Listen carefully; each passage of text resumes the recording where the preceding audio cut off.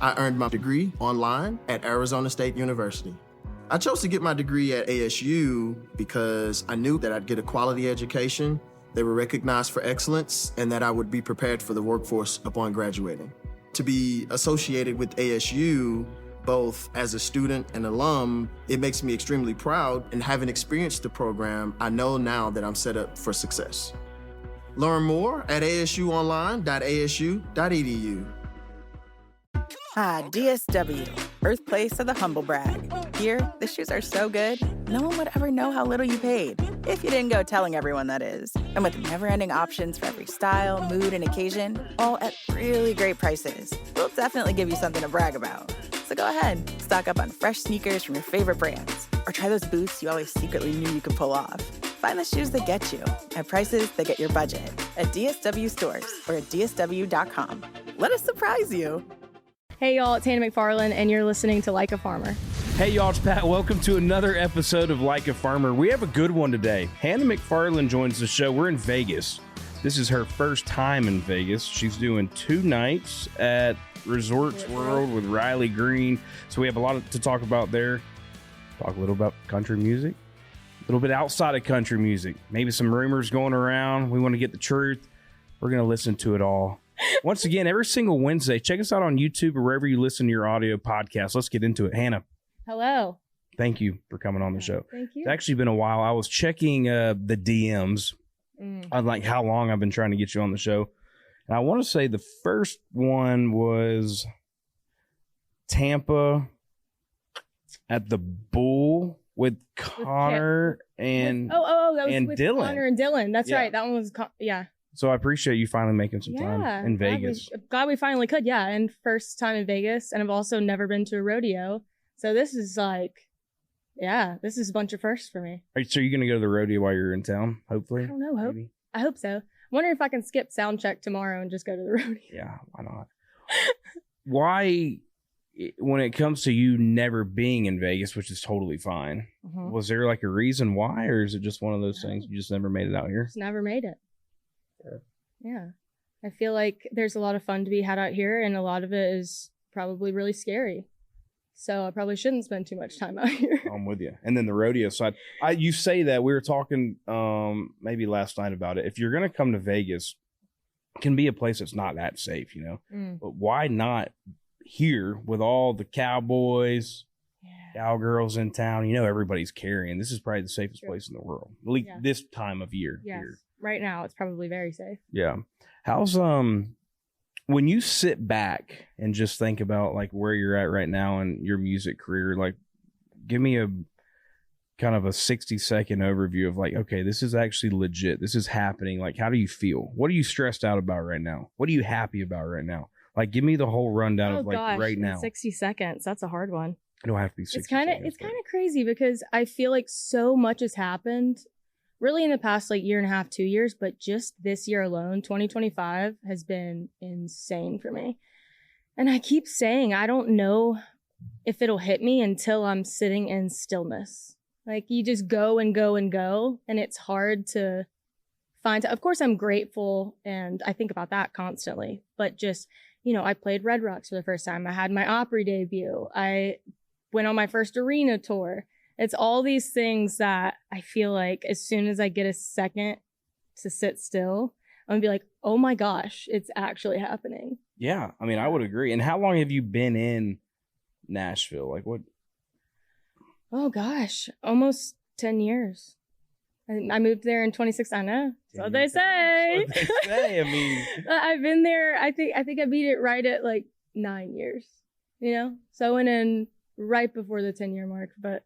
I moved there in 2016 for college. I went to Lipscomb University. I cheered there. It was like I knew I wanted to do music. I just don't think I understood the gravity of where it would go for me, which the Lord has blessed me so much. And it's, again, I don't know if it'll really hit me until I sit for a second, but yeah. You don't really have time to sit, honestly. We were just talking about some of these travel days and these runs that you've been going on, because at the end of the day, when you think about and we'll dig into kind of you doing some of your own shows, but when you think about you and being on the road with some of these other acts, like I feel like you're getting a lot of calls. I mean, you're on some big acts. I mean, the Riley stuff is great because that dude's killing it and he's selling out a bunch of arenas, and you're on that run. But I mean, you've been on a few others too.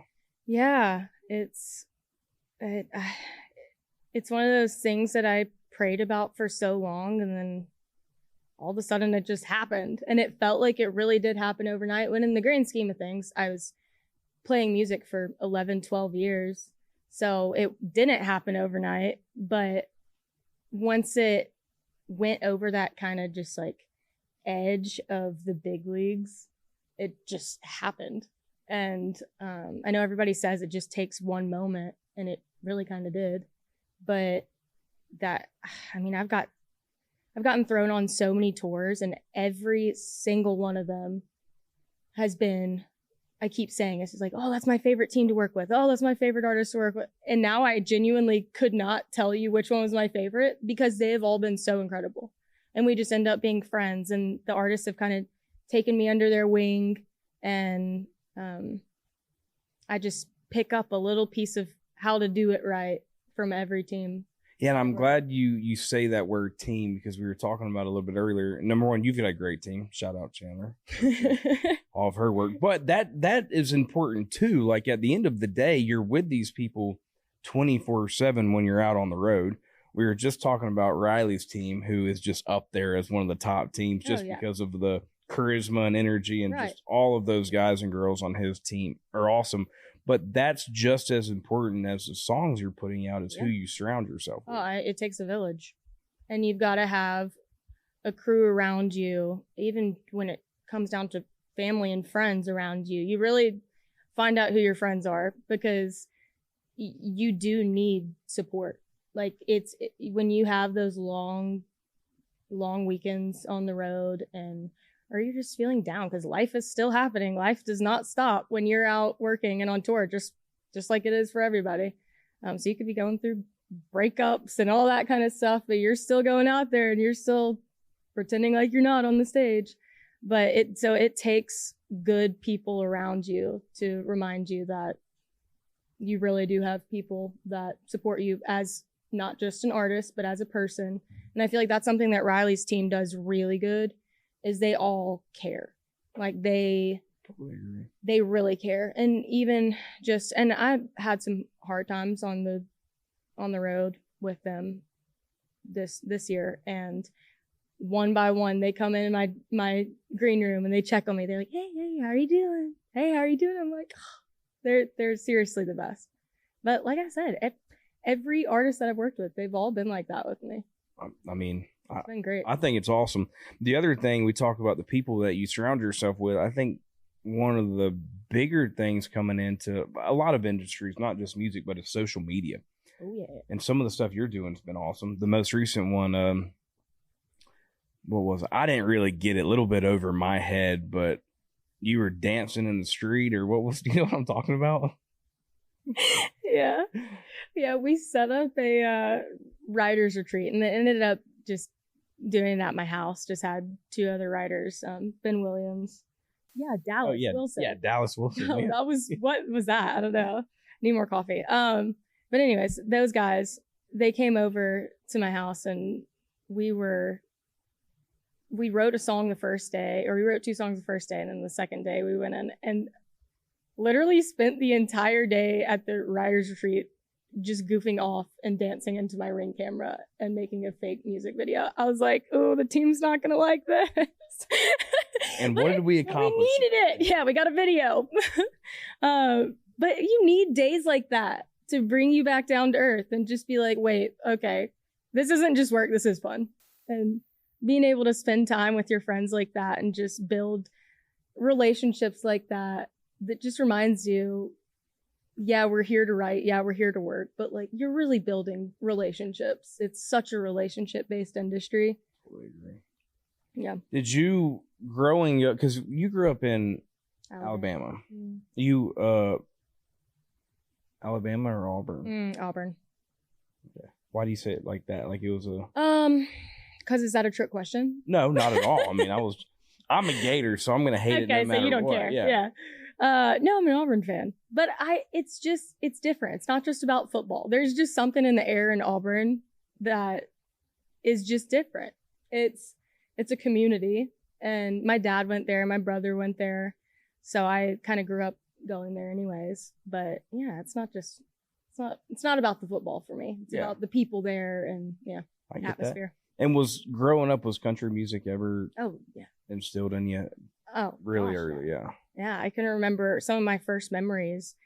We were grilling out in our carport, and Dad would just have Merle Haggard, Keith Whitley, Don Williams, Alison Krauss, like all the greats, just blasting. So that was the music that I grew up on, and just that true storytelling type of country.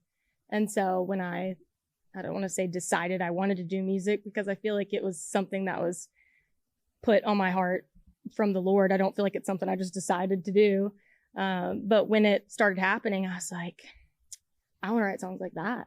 I want to tell stories and, make people feel something. So I feel like it all started back in those carport days with my family. And it wasn't something that was consciously happening really, but it just happened. Instilled in me. Yeah. I think storytelling is probably one of my favorite things to do, and I think that's a huge thing in country music. But now you got an AI writing songs. I know. Yeah. So not only is it not real people, there's not real souls into it. I mean, that's who you're competing with now. For me, though, it doesn't, and not in a cocky way at all, but it doesn't feel like a competition, because you can tell, like you can feel when something is not coming from, the heart, let alone a real person. But you can tell when there's emotions behind something versus not, in my opinion. No, I'm with you. I don't know. That's crazy though. It is. I mean, I think it was not too long ago. There was like 2 on the charts that were. I mean, it's insane. It's insane, but it is what it is. The world's just weird right now, anyways. It is weird. It goes back to the social media thing. Yeah. I mean, you put something on social media, then rumors start going on. I mean, I'm telling you, I think, we joke about it, but I think everybody thought you and Chase were like getting engaged or married. Oh, I know. I'm telling you, no one hates me more than an older woman that thinks she is engaged to Chase Rice. The stories, and it's funny because it happens a lot, and obviously Riley gets it. They all get it, but that is the weirdest thing. I don't understand why it's so bad with Chase. Like, I know it happens with every artist, the scammers and stuff, but for some reason it's so bad. Do you remember there was like a show or something? There was a show or something about someone being scammed by a fake Chase Rice account. I don't remember that. Yeah, it was like a bad deal, but it's bad. So what do you mean they've all got, okay, so they've moved on from loving him to hating you? Yeah, well, I think they go hand in hand. Yeah. It's so bad. I try not to. I just like, what are some of the things they would say to you? Oh my gosh, you're gonna have to bleep it out. Yeah, I don't like saying that. I don't like saying bad things. Show. I know I don't like doing that though. Just beep it out or something. Yeah, we'll beep it out. It was like another. It's not even a bad word. You're gonna be like, Hannah, that was so. It was like another going down on the bus, you dirty and all this stuff. When I post a picture just with him on the bus, that was the first one I got. That wasn't even the worst. The rest is like, some woman keeps calling me Jezebel. I'm like, what? That's just weird. Stop doing that. And then it just happens every day. I delete so many comments, to be honest, because I'm like, this is just weird. Yeah, you can't have that. But the DMs are, it's like constantly like, home wrecker, how does it feel to ruin Chase and I's life? I'm like girl. No, it's a legit. I mean, we were in Tampa probably, it was earlier this year, and it was Alan Jackson, obviously him in the latter end of his career, but a lady was like, hey, Alan's like waiting for me, he's gonna come get me, and like he's on stage or about to go on stage, and the older lady, and she was like, no, Alan's like, I'm not leaving, like Alan's about to come and get me. And I'm like, that's just sad. It makes me sad. That's the thing. I can joke about it and be like, oh, that's so annoying, but it makes me genuinely sad because people believe it. Yes, because they truly believe it. And that is, I mean, just, I wish that their children would tell them, like, hey, Mom, Chase Rice is not your fiance. Yeah, it's not happening. Yeah. Maybe FaceTime him. Have you FaceTimed? Yeah. Like, Call. yeah, maybe verify. Yeah. But, you know, the song was a hit, though. I mean, it was great.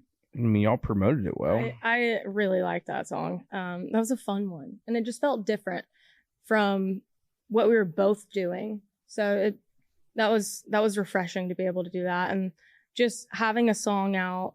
And I think that was that's the first song that I've put out that I had someone as a feature on. I've been on a few features, but being able to just call them and be like, hey, would you want to be on a song with me? Do you like this song? And just kind of have to put myself out there and do that. I feel like everybody should do that at some point early in their career, just because it's an uncomfortable position to put yourself in, to be like, hey, like, do you like this song enough? I know you didn't write it, but just putting yourself out there. And bless him. I love him so much. He's one of my favorite people.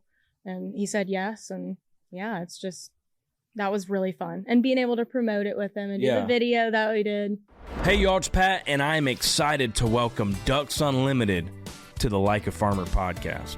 Your hunt starts with healthy wetlands and associated habitats. From the Alaskan wilderness to the Atlantic flyway, across America's Great Plains and down the Mississippi Delta, Ducks Unlimited has been protecting and restoring habitats for nearly 90 years. But their work is far from over. They need our help to reach the next million-acre milestone and ensure waterfowl for generations to come. DU volunteers and supporters have led the charge to fill the skies with waterfowl today, tomorrow, and forever. Why don't you come join the team that's making a real difference? Ducks Unlimited is powered by people like you. With your help, they can continue to raise funds that drive wetlands conservation across the whole continent. Whether you are out selling tickets, securing donations, or finding that next sponsor, they have a role for everyone. If you want to join today, visit www.ducks.org/volunteer. Ducks Unlimited, conservation for a continent. If you owe $10,000 or more in credit card debt, medical bills, or personal loans, help is here. More and more Americans turn to credit cards to get by. National Debt Relief is helping qualified clients reduce what they owe. For many, continuing to struggle, making minimum monthly payments could take years to pay off. National Debt Relief has already helped over 550,000 Americans reduce their debt by negotiating directly with their creditors. When you call, you'll be amazed at how much you can save and how quickly you can become debt-free. If you want off the debt treadmill, visit nationaldebtrelief.com today. You don't need to declare bankruptcy, and you may qualify for significant debt relief. To find out what savings you may qualify for, simply visit nationaldebtrelief.com. That's nationaldebtrelief.com. What have been some moments? I mean, you're almost 10 years now in Nashville, but there's obviously those little things that happen. And when I say little, that's just like the Opry obviously is huge, but it's one of the, it's like a stepping stone. Yeah, it's a step. Like, what are a few of them that you've had in your, life now that you're like, hell yeah, I made the right decision. We're going to keep going. There's one that kind of stuck with me. I mean, there are a bunch of little moments. Have you ever heard of the invisible string theory? No. It's like, but it's not, it might not even be accurate for what this is, but this is what it feels like to me. Or I'll just say it like this. Stuff that happens early on in your life that you don't really realize is significant until it comes back around. Like everything just comes full circle. Like Kip Moore was one of the first, if not the first concert that I went to. And that was the first tour I was asked to go on. So that was weird. Brett Young, I used to cover, in case you didn't know, every single cover show. For 11 years, I covered that song. He messaged me. This is one of the first things that happened when my career started to go, and asked me to release a duet version of that with him. He had no idea that I was singing that in my cover shows. So that was weird. Are you kidding me? No. And so then I went to a Miranda Lambert, Cody Johnson concert at Legacy Arena in Birmingham, Alabama. That was in 2018, I think. That was the moment we were in the arena. I was just watching Cody do his thing, and he gave his testimony. And I just had this crazy feeling come across me. I was just like, this is what I'm going to do. I'm going to do this. When he was giving his testimony? Yeah. Oh, I mean, the goosebumps. It's crazy. It's on everybody, whether you stay for the show or not, just go and listen to Cody talk and who he thinks. And it's unbelievable. When he said, there's just something so powerful about when someone can stand on that stage in front of almost 20,000 people and be like, I want to thank my Lord and Savior, Jesus Christ. That is a moment. So when he did that, I was like, okay, I can do this and I can give my testimony up there and whatever. So it happened in that arena. And then when I sang with Zach Bryan last year, March 22nd, and it was in that arena. And that was like the moment that I feel like kind of broke me out a little bit, at least in the industry. Were you on the road with Zach? No. Okay. So it's kind of a long story. I'll try to tell it short, but I'm not really good at telling long stories short. It's okay. I'll do my best. So I was like, what artist is pulling people on stage right now? I was like, okay, Zach Bryan's doing it. I posted a cover of he and Casey's song, and the caption was like, if Casey can't make it out, put me in, coach. And it went viral. Nothing really happened. And then a month later, I woke up one morning and I had like thousands of followers, thousands of comments, all this stuff. And I was like, what happened? And a bunch of texts and calls. Zach had posted it on his story. This is like before anything really crazy had happened in my career. Yeah. And so he posted it. I sat in that for a second, freaked out a little. And I was like, okay, but he didn't message me or follow me or do anything else. And so then I spent like the next few days figuring out how to get to his team. And I figured out who his day-to-day was at the time. And I messaged him and I was like, hey, I know this is a long shot. He reposted my video to his story. My brother's going to be at the show March 22nd in Birmingham. I didn't know if there was any way, if Casey wasn't there, if I could get on stage and sing that with him. He was like, yep, that's a long shot. Let me see what I can do. And then about a month later, he messaged me back and he was like, see you on stage March 22nd. So that was... Dude, that is huge. Yeah. So I had obviously never done anything like that at that point. And so I went up and did that. Of course, when you have a moment like that and you, I think, handle it with grace and with care, it showed in the videos, and I had a lot of people start reaching out, like industry people and other artists and stuff. So I feel like that moment did a lot for me. But yeah, that came full circle because that was the arena I was in when I was like, I'm going to do this. And so it was so funny because after that show, of course, I only got up and sang someone else's song. And but even still, I was like, I want to just play arenas now. And then I go on, the theater tour and the club tour and all that. And I loved it. It was great. Needed to do that. Still need to. But I was like, I just want to be back in arenas. And now it's like, I'm in arenas. So it's so weird. You say that about singing somebody else's song, but I think that's kind of the cool thing to do. And you do that a lot now with, the Riley, the Don't Mind If I Do and all that. So, which is my favorite moment every night. It's a cool moment. It's a very cool moment. What, when you think about the places that you have, the Red Rocks thing is just iconic. Yeah, I didn't even get to those. It's just like so much. Like playing Red Rocks, insane. Yeah, it's like I couldn't breathe. The air up there is very different, but it was great. I was like, why do I feel so sick? I can't breathe. I'm like going through 5 cans of oxygen. That's when I say, once I sit for a second, granted, I was just telling my friends yesterday, I've not quite mastered the art of sitting still in the midst of these tours. Yeah, I've been off for like 2 weeks. Not off, but back in Nashville for like 2 weeks. And I'm just like, I've never had so much anxiety in my life. I feel so unproductive. I'm like, I don't know how to sit still anymore. Because when you're so used to being on the road, it's so hard to go back and sit and even if you're not just sitting, but like go back to some kind of reality. so weird. I would agree. It's like the Parker song. What does he say? When I'm home, I miss the road. When I'm on the road, I miss home. Yeah. On the road, missing home. Yeah. Yeah. That's exactly what it is. It is. And granted, like, I feel like I can't hardly speak on this because I'm still like a baby artist. I'm still in the baby stages, but I do feel like maybe the way that I'm traveling now it's rough. Everybody needs to do it. But like when you're flying or doing rental cars to each show and you don't have a bus that kind of feels like home or something, it's just like something different every night. It can rattle you a little.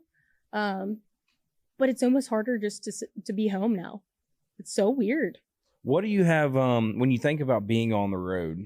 What is a routine that you try to religiously do? Like you think about, hey, Riley, what are you doing? He wants to go throw a first pitch out. Yeah. He wants to go to the gym. He's the side quest king. He is. It's crazy. I agree. I'm like, why are there cows at our venue? And you correct. And you know, he like somebody's calling depending on where that city is. Like, okay, what's the side quest we have going on? But do you have anything like you an antique person? You try to go antique shop? No, I will say that is fun. There have been a few cities that I've been able to at least like walk to, like vintage shops and stuff like that. That's fun. But there's just not a whole lot of time, especially traveling the way that I had been traveling.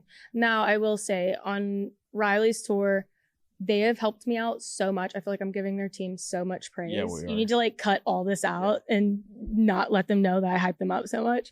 But they have taken me in, and Jamey Johnson. Oh my gosh.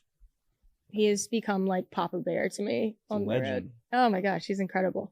And so both of their teams have on this past run let me like ride on their buses, just shove me on whatever bus has like an empty bunk for the night. So that has helped me out a lot with kind of being able to create a routine. Whereas I used to like fly in day of show, go straight to sound check, have like an hour to get ready and then go on stage. So you couldn't have a routine.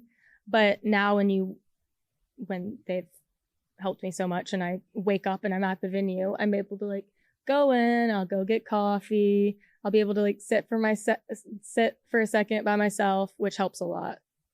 That's how I recharge. So being able to do that.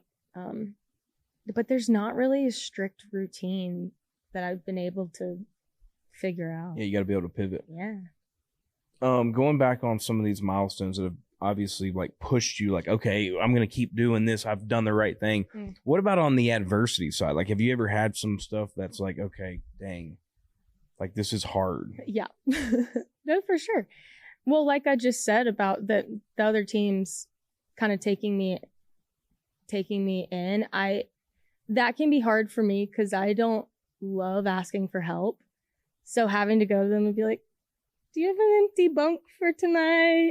Like, that's been hard for me because it's like, I don't want to say it's embarrassing. It's not embarrassing because they're so kind about it. And, but letting them help me or asking for help has been kind of tough. And then I do not perform well. I don't want to say perform well, but as not an artist, but an individual on no sleep. I'm like, that's tough for me, figuring that one out. It's going to be challenged here soon, like in Vegas. Yeah, I'm probably not going to sleep much tonight. Yeah, I mean, the whole 2-night thing. City, Yeah, but luckily, I don't really drink.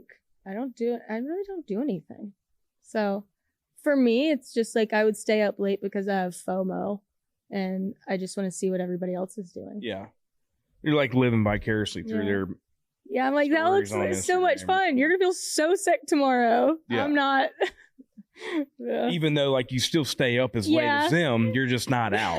Yeah, no, I'm with you. Hey, we play a game on this show. Oh boy. It's called Give 'Em the Boot, presented by TECOVAS. Okay. So you get a brand new pair of TECOVAS. Oh. And I love TECOVAS. Yeah, you pick them out. I'm just giving you a code and you pick it out. Perfect. But there's questions in this box, and you can give one of them the boot, meaning you don't have to answer it. Oh, no. But who gives it the boot? You might as well just answer all of them, right? I'm an open book. Okay, here we go. For most questions. I'm scared. I'm going to have my first sip of beer for this. 1 to 10. You can be honest. Like, what do you think? 1 to 10. That's really good. It's refreshing. I have to actually rate it. Yeah. 1. Okay, hold on. Let me think now.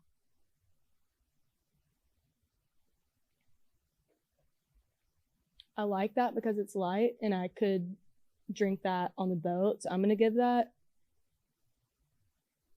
If I was going to drink a beer, it would probably be that. So I'd give it like a 9. Oh, okay. All right. Hey, I like that. You know, I had a Guinness in Ireland and I was like, that was the roughest thing I've ever tasted in my life. Well, that's like one of those when in Rome type of. Like, why did you have a Guinness? Never again. Just because you were in. Because I wanted to split the G. Do you know what that is? No. Where you drink it out of the Guinness glass and you like in one go, you have to get it to where it splits the G in half and then in the name. Oh, I didn't know that. Yeah, well, I didn't get it, but I did taste nasty beer. So I didn't win and I had gross beer. So you just went from telling me 5 minutes ago, yeah, I don't really drink. Well, I don't. That was a game. Now, if it's something competitive, yeah, for sure. Here we go. You're giving me these? Yeah. You got to read them out loud. You can give one of them the boot, but like, it's one of those things. What does that say? Oh. What is the craziest DM you have gotten? There's one guy. This isn't that crazy. Okay. But there is one guy that has been this just isn't that crazy. But to me, it's the one that sticks out. For probably 4 years, to almost every single story that I post, he responds back with a marriage proposal. I mean, he has been so loyal. Like maybe one day I'll just turn around and be like, you know what? Yeah. Like, you seem loyal. You know what? Yeah, like what's the word I'm looking for? Not dedicated. Dedicated, Consistent's a good one. No. Persistent. Thank you, Chandler. There we go. Persistent. Be like, you know what? You'd probably make a good husband. Yeah. You seem like you're into it. Is his page public? Like, have you seen the guy? I know you've looked. Okay, so you've looked. There's one guy that has my name tattooed on his arm. He had me sign it in a meet and greet, and he went and tattooed it on his arm. That could be an option. Loyal. All we're looking for here is loyalty. Put your name on it. He did it. Yeah. All right, that was a good one. Okay, question number 2. I'm scared. Seriously.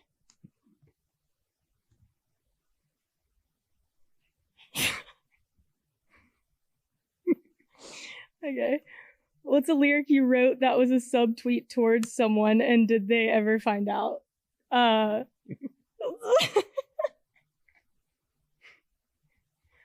scared to give this one. I don't have to say who. You don't have to say who at all. There's a lot. I do that a lot. Okay. I mean, there's one. Oh, my song.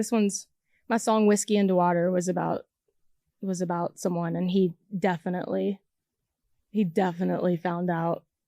Yeah, they don't like that guy. Hey, I mean, but that was like the most minimal information that I could possibly give. It's one of those things where like you're somebody who's going to write and or sing on some real life stuff. Oh yeah, I mean, it's very rare. I don't know if I've ever written a song that I was just like, oh, I haven't been through this. I don't know how to do that. Yeah. And that makes songwriting a little bit difficult for me because we do have to write so many songs when you have a pub deal. That's like, if I'm not out there living, I'm not going to have much subject matter to write on. I got to a point like last year, I was like, oh no, I think I need someone to break my heart again. Yeah. Running a little dry. Okay, what is one thing people don't know about Hannah McFarland? This is tough because I feel like I'm pretty out there with my information. This is, I don't know, you Google me and you find this out. I was a stunt performer. I don't know. I feel like some people. I did not know that. Okay, well that one works then. Yeah. And what though? Like... Probably the biggest one would be Cobra Kai. For who? I don't know. I'm a smaller person, so they needed someone to double kids. So I actually doubled little boys. Okay.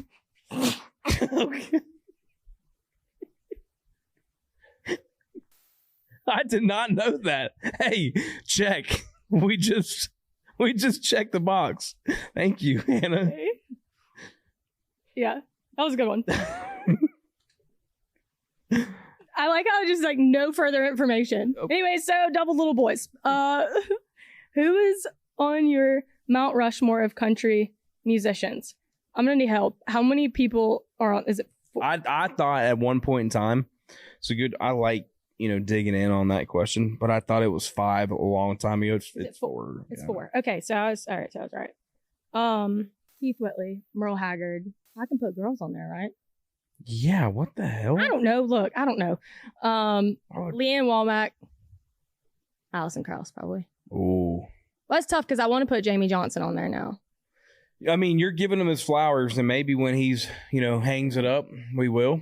Yeah, For sure, because the dude, I mean, he's getting after it. I'm with you, and I think you could go on and on. I mean, who you named listening to in the garage. Yeah, so I mean, had to throw them on there. Yeah. It's a tough one. Honestly, like I want to start asking that on kind of like a right now deal. Oh, do you want it to be like a modern? No, I didn't, but I'm just thinking like that. Mm-hmm. Because to your point, everybody's given the nods to Haggard, Willie, of course. Toby's on there a lot, Alan Jackson's on there a lot, and it's like we all get it.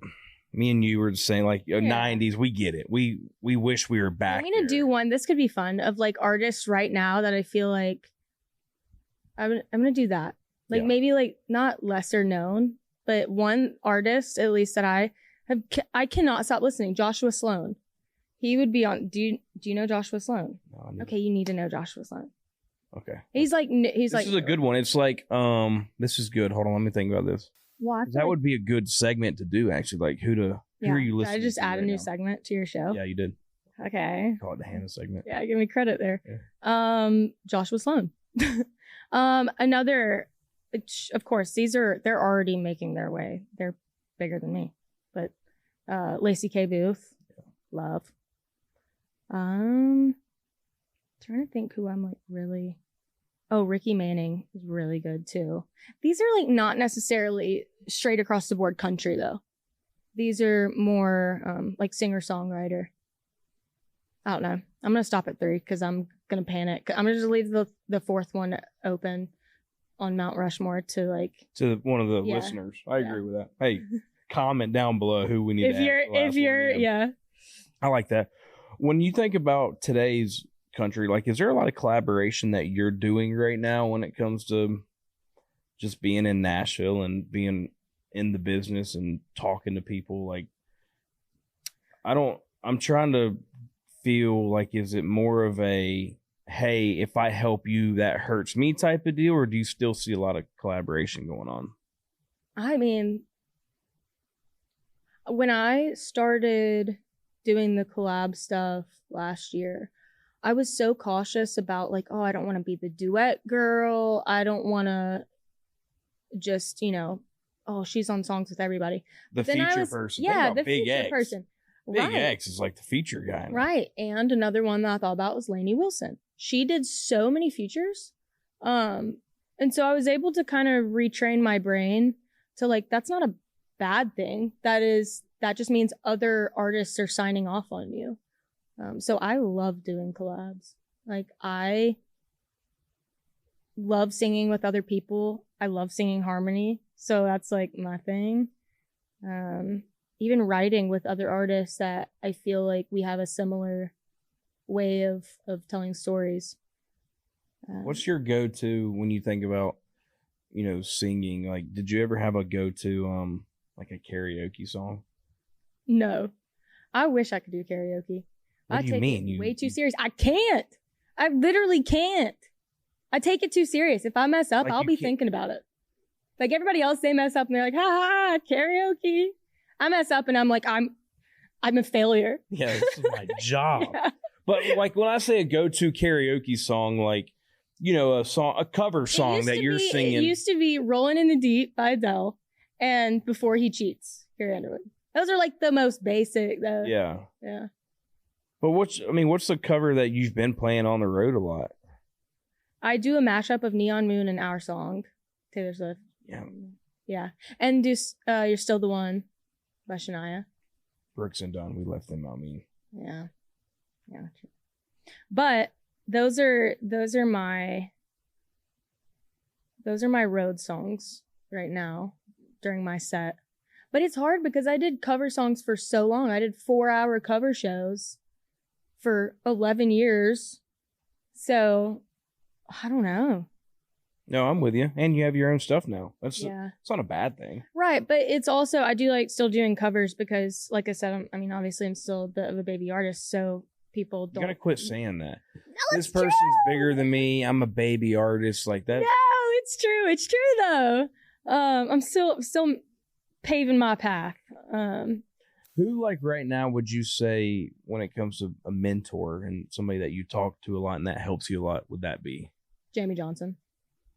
Which he is so, like Ella told me he was like that. And I talked to Ella before I came on this tour and she was like, Jamey's on it. And she was like, he's going to take care of you. I was like, really? She was like, yeah, that's what he does. And so I know he's done it for me, for Ella, for Megan. I think for some other artists too, but he is so good about looking at someone and being like, hey, I think you have what it takes and I don't want you to make the mistakes that I made. So like he just helps, he mentors, he guides you. I feel like everybody needs someone like that. And especially like Jamey, he tells you like it is. If you're doing something during your set or anything like that he has an opinion on or whatever, he'll tell you. But in the best, most loving, I believe in you way that anyone could. So, and he equally gives, even more support than that. But he had me out to open for him in the middle of the Riley tour. We played on Riley's shows. We did Thursday, Friday, Saturday, and then he played in Waukee, Iowa on Sunday.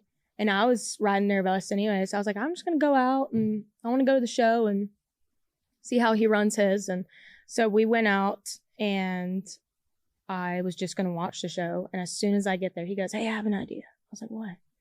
He's like, do you want to open for me? Because they didn't have an opener. He's like, do you want to get out and sing a couple songs? He's like, what, you want 20, 30, 45 minutes? I was like, Jamey, what are you talking about?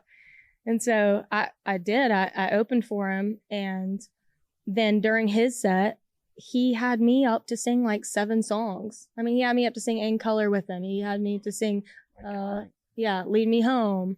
And multiple others of just songs that weren't even his songs that he just wanted to sing with me. So he has been, and really quickly turned into someone that I've always looked up to him, but just a whole new respect for him as a person because he cares and he really, really does. Shout out Jamey. Wow. Shout out Jamey. What do you have coming down the pipeline that you're like stoked about? Obviously, so excited to play Stagecoach. That's gonna be crazy. And we've kind of talked about that, but new music coming out. New music, yeah. It's just writing. Look, I've not quite found the balance yet of writing while I'm out on the road. I know some artists are really good at that. I'm not one of them. At least not yet. I don't know how to balance that yet, but so luckily having a little bit of time off, January, February, will give me some time to go back and just write some songs. And then on the tour, were you with Riley all year in 26? Or for the most part, majority of it? Yes. Yeah. I'm so bummed because I wanted to play Bridgestone, but my brother's getting married the day of the Bridgestone Arena show. And so I had to be like, I can't do it. I literally called my brother. I was like, I need you to do me a favor. I need you to move your wedding. He was like, yeah. So my fiance is not going to like that. So I was like, fine. I called Riley. I was like, any odds that show will move? Like, will Bridgestone maybe be on another night? He's like, yeah, no. I was like, all right, guess I'll play next time. So I had to forfeit that one. But dang. I know, but that's okay. That's okay. Because Sister of the Year, though. If anybody else got it, though, I would want it to be Mackenzie Carpenter, and she got it. So I'm like, all right, that's fair. I'm really glad that she's on that show. How many times are you going to think about that during that day? No, a lot. I'm just going to be I'm going to be dissociating, and I'm going to be in my mind at Bridgestone Arena. Sorry, Christian and Sarah. But I'm sure your wedding will be lovely. But in my mind, I'll be in Bridgestone. Their names? Yeah. That's my brother and his wife's name. What? Yeah, Christian and Sarah. Weird. Super weird. Mm. Good for you, though. I mean, that sucks. Hey, what'd you call it earlier? The blind tiger test or what? The blind rope? No, you just pulled that out of nowhere. Because what's going to happen now is you're going to get invisible string theory. I mean, you were not even close. That's what it is. That's what it is. Yeah. No. And those damn blind outlaws. Tiger. Those damn outlaws. I tell you. It's going to be one of those full circle moments that maybe it comes back and. Oh right. Yeah, and obviously, a wedding is way more important. Yeah. Apparently. Yeah, I guess. I guess. Allegedly, it's more important than a show, but no, I'm on his tour for a lot of 2026. You will do your own shows too throughout the year, right? I hope so. Yeah. Okay. I don't know. I didn't know how I think it's hard because right now I'm obviously having so much fun opening for other people. Because have you ever had your own headlining? I played my first headline show, which again, full circle moment. What'd you call it? Blind Tiger or something? Yeah. So bad. My first show ever was in front of 15 people. I was 15, 16 years old. And it was all my family at a barbecue place in Mobile, Alabama. And then my second show was opening for Frank Foster at the Soul Kitchen in Mobile. Sold out show, 1,000 people. Yes. But then my first headline show was last December at Soul Kitchen. So that again was a full circle thing because like the first real show I played, then my first headline show, both in the same spot. But I love that. I love them down there. So that was fun. But I'm hoping for headline stuff, but it's just getting yourself to that spot in your career where yes, I'm, getting looks and I'm on cool tours and having success in that way, but that doesn't necessarily translate right off the bat to ticket sales. Oh yeah. And just not putting yourself in a position or your team in a position where you say, okay, I'm going to throw this tour together and it not be a success. I think I would rather wait until I know that it's going to be, I don't want to say successful, but that it's going to sell the way I want it to. I'd rather just hold off for that. So maybe, you never know. Like I said, it takes one song for things to happen. I agree. You're spot on, especially these days. And like what we were talking about, social media, it could be one song and it really is. It could hit. Yeah. So just keep writing songs and posting songs and dancing on your Ring camera. Dancing on my Ring camera. I really appreciate you coming on the show. I've been living vicariously through your social media, just waiting for you to say, yes, I'll come on your show, Pat. But fine. It's been fun to watch. There's something to be said about who you're on the road with. So it's going this way. And then it's a timing thing that you're locked in on. Like, hey, if it's the time, great. If not, I'm doing Stagecoach. I'm doing this. I'm doing that. And also, I'm so firm in my belief that my timing is nothing compared to God's timing. And so if it's not the right time for me to do a headline tour or for me to take off yet or whatever, then there's a reason. And I just don't concern myself with that. Like, in my opinion, that's just none of my business. Like, it'll happen when it's supposed to happen, and I'm okay with that. So, yeah. Just like the guy that asks you to marry him every day. Yeah, he's persistent, and when the timing is right, I might accept that DM and just say yes. Watch, he's gonna watch this and be like, "It's working." Hey, seriously, I appreciate you. I'm excited to see, what you can do in 2026. Probably going to make it to a Vegas show this week, which I'm pumped about that. But thank you, seriously. Yeah, thank you. I appreciate you. And as always, appreciate y'all tuning in every single Wednesday. Why don't you log into YouTube, type in Like a Farmer, hit the like button, maybe comment, maybe share it, subscribe. Just do whatever you got to do to be like a farmer.